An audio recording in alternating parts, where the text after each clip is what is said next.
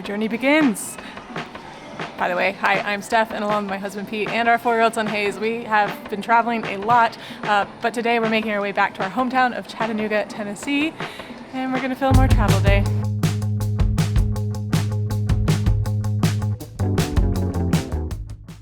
Why are we at IKEA? We spent last night with Pete's sister who lives in Hungerford, and she's taking us to the airport today but had a dentist appointment in Reading, so we were looking for a place to kill some time. Oh, and one more point of clarification. Hayes is coming with us. It's just that after we picked IKEA as a place to kill time, we realized that they have free childcare for an hour.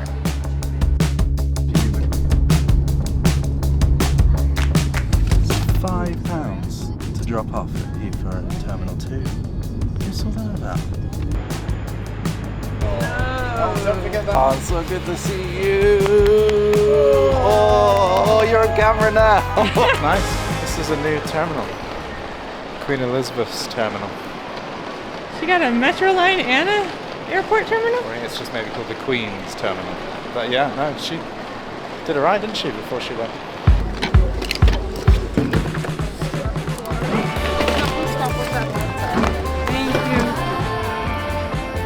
Yeah, we're starting at Heathrow today, and for the record, direct from Heathrow to Atlanta or Nashville is about 9 hours, and then from there you're a short flight or a 2-hour drive to Chattanooga, so the whole trip would take, I don't know, under 12 hours. We are flying 4 hours to Istanbul, where we're going to land at 1 a.m., spend the night in the airport, and get on another plane at 8 a.m. to go to Atlanta, adding approximately 7 hours of flight time to the journey.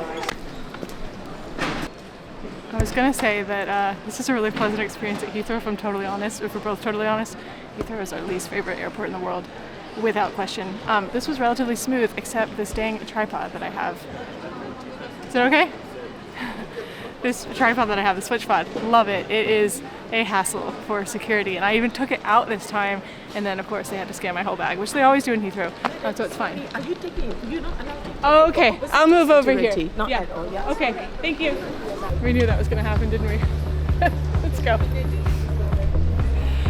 Anyway, the reason we're doing this crazy travel route is probably obvious. It was a bit cheaper than the other routes. We did this to ourselves just a few months ago when we flew from Korea to Paris via Vietnam, adding a cool 8 hours to our travel day. And I guess you could say that we didn't learn our lesson. But the other reason that we're doing this is because it's part of a multi-city ticket. So we're flying London, Istanbul, Istanbul, Atlanta, and then in August we're flying Atlanta to Istanbul to Bangkok, which brings us to our first question that I'll answer in a minute. Hi, Hayes. So the first question was, do you guys plan to settle down somewhere? And the reason that our flights are back to Bangkok in August is because we will be spending the year in Chiang Mai. Hayes is enrolled in a school there. We have a lease on a house for 12 months, so it's just a year, but that is a lot more settled than we have been in about 3 years. Baby steps, okay? Hot tip. If you have priority pass and you want to go to the Plaza Premium Lounge in Heathrow Terminal 2, you can't enter more than 2 hours before your boarding time. What did you just say? We can't enter this early. What? Because most people don't get to the airport this early. Pete, Yeah. what do you keep in that man purse? Oh, that man purse sometimes contains wipes for Hayes. No, but it doesn't. most of the time I forget. I carry the drone. I sometimes carry the Uno. Always have the game of Uno with me. Water bottles? Water bottles. Sometimes like a jacket or something. Spare t-shirt for Hayes. Random pieces of Lego. Seashells, sand. Okay, the murse, which I think means man purse, which, can we just say purse? Whatever. That question, I think it refers to the bagu that actually both Pete and I carry. I've been carrying that tote exclusively for years. It's so good, but I feel very strongly that diaper bags should not just be the burden of a woman, which I think is how this originated, is that I told Pete that he could get a bag and help out with that kind of stuff, and it's just evolved over time. One question we didn't answer in the airport but that we get asked all the time is how do we deal with language barriers when we travel so frequently? And while things like Google Translate really help, for countries that we visit repeatedly, it's nice to make an effort to learn the local language. I started using Rosetta Stone all the way back in 2010 to learn Mandarin before moving to China, and I just started using it again to learn Korean since we're planning our 4th trip there. It's a group trip, you can come this spring. What I love about Rosetta Stone is that it's totally immersive. It uses words and images so that your brain is constantly making connections through context and reasoning. With this approach, you are learning a language as if it were your first language, and it really sticks with you. I remember the very first phrase I learned in Mandarin over 15 years ago. 这个男孩子在看书. The other cool feature is how it teaches you to pronounce things correctly. This is something I really struggled with when I was learning Dutch back when I studied abroad in Amsterdam. And similarly, I find Korean pronunciation pretty tricky. Rosetta Stone compares your pronunciation to native speakers and gives you instant feedback to help you sound, as much as you can, like a local. I cannot recommend Rosetta Stone highly enough if you're looking to learn a new language. After all, it's who I turned to learn Mandarin over 15 years ago. Learning with Rosetta Stone has given me the confidence to communicate with locals in the places I visit, and since Rosetta Stone is today's partner, if you too are looking to learn a language at your own pace, you can do so with their lifetime subscription. You can get 60% off to a lifetime subscription with access to all 25 languages that Rosetta Stone offers exclusively at the link in the description. How are you drinking tea? It is a million degrees in here.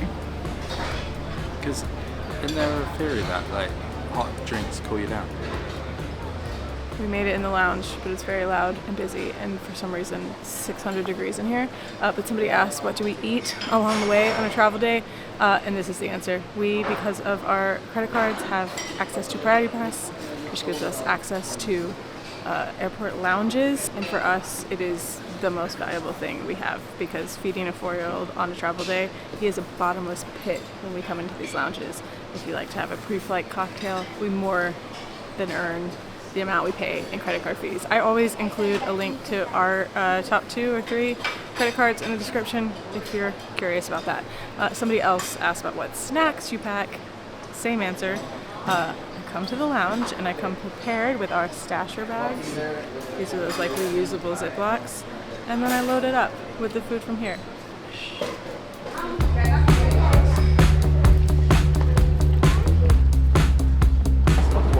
Nobody asked this, but I see a lot of parents like, I don't know, shilling like super magic tricks and stuff. And Hayes just asked if he had to sleep on the long flight.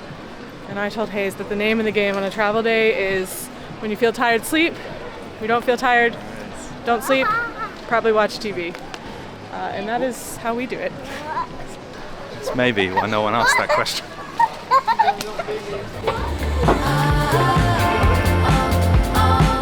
Another question was, do we work remotely while traveling? And we haven't actually talked about that a lot in here. I think because I share more day-to-day stuff on Instagram.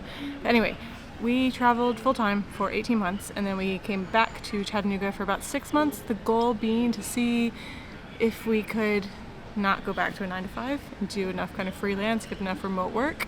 And we got enough that we felt relatively comfortable moving back out to Chiang Mai temporarily as like a test run in the winter. So I work as an independent travel advisor with Fora. So if you need help planning a trip, let me know.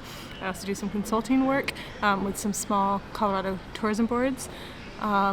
We obviously make a little bit of money here on YouTube, and we also rent out our Airbnb back home. Pete picked up work working for my hometown's football club, which he worked with before we left, and that lasted until about March. And he's currently in between stuff, so hopefully by the time this video posts, he will have picked up some more work. He has a few leads, but if anybody out there has work, we are always looking, and kind of, Pete and I say that we totally overuse the term, oh, we'll figure it out. Like, we're constantly just telling each other, we'll figure it out, but we have not yet totally figured it out. How do you stay in the present moment while making YouTube videos? Which is a great question from our friends Lisa and Josh. It's a tricky balance, because I actually find the act of making and editing, particularly videos, helps me like remember all of this stuff. But it's taken us a few years. I'm being intensely stared at in the boarding line. It's taken us a few years to figure it out, which is why you've seen more like 24 hours in videos on our channel, because we find that because we have to work and travel and whatever, stay in the present moment, it's better to kind of knock it out in one day and then leave a few days that are a bit more flexible. We can work, we can hang out, we can stay in the present moment. Or we go on a night. Or we go on a night out. You've been on one last night without me? But yeah, actually filming those allows us to be totally present the next day, more or less. And we're gonna wake up, then we're gonna take then we're gonna Your name. then a grandfather is gonna Passports and boarding cards, please. Give us a Kara dance. Daddy, are we going to that red plane? So graceful. Not quite it. So graceful. Are we going to that plane? Look, I know I'm going to get some comments about like your kid is running around crazy, you should stop him, but I think it's important that we show kids being crazy while traveling, because otherwise people like us make it look like it's a simple, straightforward, smooth. And I assure you it is none of those things. It's just a lot of like saying, hey, stop, do that, stop, hey, stop, like, hey, what, stop. About 50 times. Another tip nobody asked for is I put a tiny little label with our initials on our passports so that I can see whose it is from the outside. I suspect if you had more than one child, that would come in extra handy. Teeny tiny, teeny tiny, teeny tiny. Somebody asked which airline is the most accommodating when traveling with kids. I was gonna say that we haven't had that many issues, however, so we rate it based on like the ones that have toys for children, and Turkish Airlines has the best gifts. Once Hayes got like a full-blown like Amelia Earhart style like costume. Thank you. And just then that guy heard Hayes say, "I'm hungry," and pulled a banana out of nowhere. Other honorable mentions include Korean Air, which gave a like cutout Thai bus thing that you could build and a cool coloring set, and Lankan Airlines had a really great activity book. Hello, this is from the future. However, we are still in airports. It's several months later and we're traveling from Phuket to Thailand, and I just wanted to address a question that we do get regularly that I didn't put in the video, and that's how do we stay organized when traveling? I am a firm believer in a passport pouch. I've traveled with one for 10 years, but I recently upgraded to this beautiful one by Trevisi. It's made with leather in Istanbul, where most of this video takes place, and I love it for a lot of reasons, but one of the main ones is for a family like ours, it's great because it holds multiple passports. We travel with 4. I also love, and one of the reasons it's a big upgrade, that you can put money in these pockets in the inside, and it's long enough that you don't have to fold any of it. And we are always traveling with, I don't know, a minimum of like 10 different currencies. I've got passport photos in here. I've got Pete's international driver's license, our COVID vaccines, an extra credit card. So if you're just traveling with loose passports, this is one of the easiest upgrades. And if you like the looks of this one, there's a discount in the description.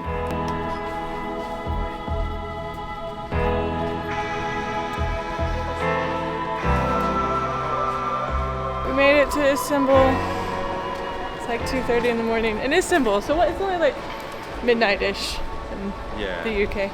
Looking for a lounge. Oh, and one more thing. I know I said that about like Hayes being crazy. The boy knows how to sleep on an airplane, and for that, we're very grateful.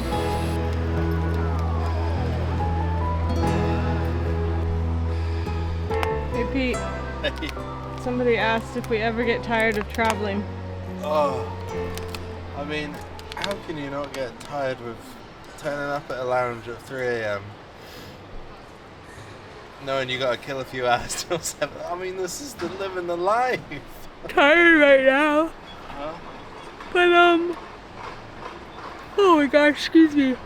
We travel quite slowly, and we always like to build in like longer stays. So we were just in the UK for 6 weeks. But then that turned into a bunch of bouncing around, as you would have seen, I guess, if you've watched our previous videos. However, we spent March and April traveling in Taiwan and Korea and staying places basically 2, maybe 3 nights. So 8 weeks of that in a row. And I don't think we'll do that again. I'm tired right now, but I'm not tired of traveling. Hayes was like a superstar on that last flight. I know, but now he's not going to go to sleep. He said he had energy to play. Oh. The breakfast is going to be very good. Where? Here. In the lounge? Yeah. Is it good, is it? We're in Turkey.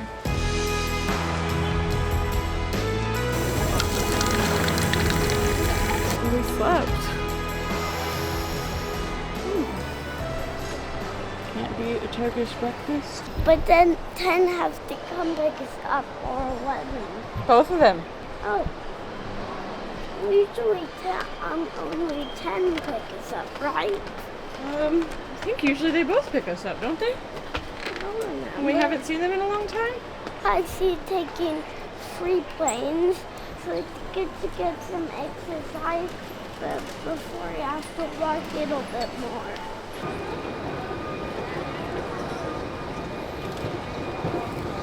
Hey Pete, Oh, morning. how does 4 years old compare to 3 years old? Oh, We've got somebody that's in the thick of the three-nagers. it gets better. Just changes, new phases, but Mostly gets better. mostly gets better. No, he's in this moment right now. He has been the biggest champ for like going along with this crazy travel journey with us. So You can talk back more though. That doesn't stop. yeah, a lot more. Has a lot more to say. Oh, and a lot more emotions. I requested the last row and the lady at check-in thought we were absolutely out of our minds, but I know people like congregate for the bathroom. It's kind of nice to not be in front of anybody. I don't know. How do you feel about last row on an airplane? Time for one more question before we see you in Atlanta. Somebody asked if there was a YouTube video we really wanted to make but didn't because of the view. I don't know. I'll put it up here. And I would say the answer is not really, because we are not very strategic. And I think we've already made that video. I think it's called the Woolcock Guide to Pasties, which is like a 30-minute guide to pasties in Falmouth, Cornwall, followed up with a way too long blind taste test with Pete's family. Is there a video you want to make but haven't? Is there a video I want to make? Yeah, but haven't because you don't think it would do well. It would do well. Pretending to be A.B. de Villiers in South Africa. An airplane.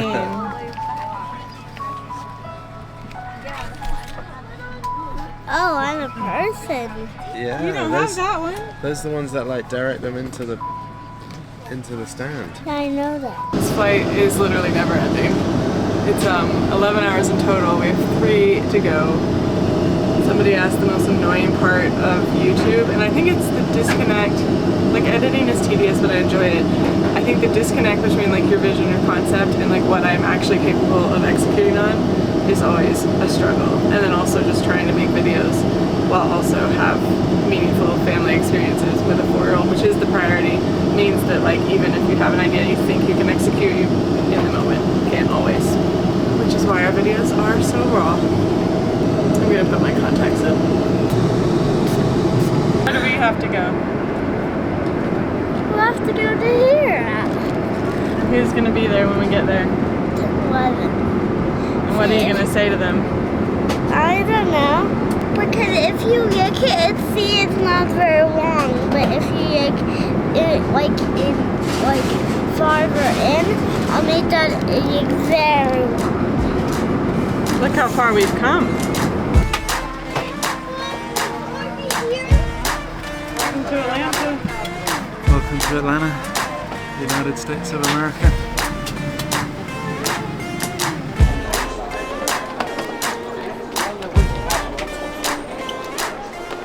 We made it. That was the longest ever waiting for our bags. But we're here. Go, go, go! Careful, careful.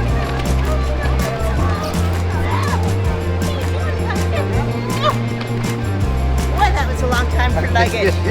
Sorry. Are you still waiting? No, we just decided to have a little break after we got them. Oh, yeah! Alright. The best. Welcome back. Oh. Are you done? Card.